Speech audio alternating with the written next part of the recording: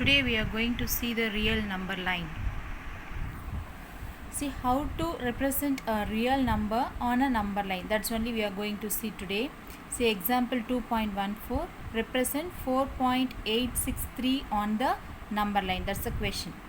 Okay, then see here we have few steps. The first one is 4.863 lies in between 4 and 5.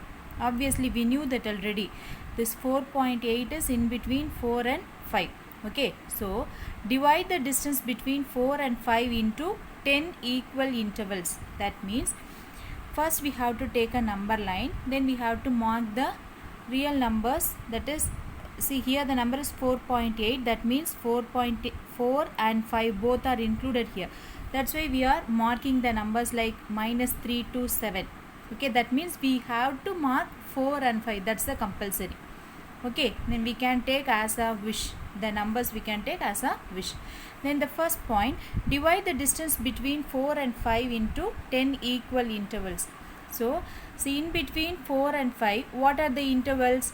4.0, 4.1, 4.2, 4.3, 4.4, 4.5, 4.6, 4.7, 4.8, 4.9 and then 5.0.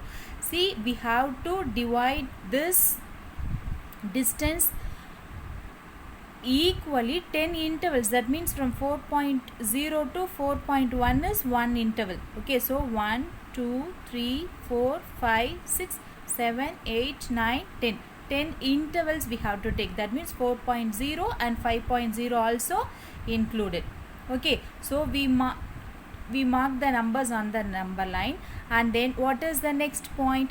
Mark the point 4.8, which is second from the left of 5 and 8th from the right of 4. Okay, that means here the first number is 4.8, isn't it?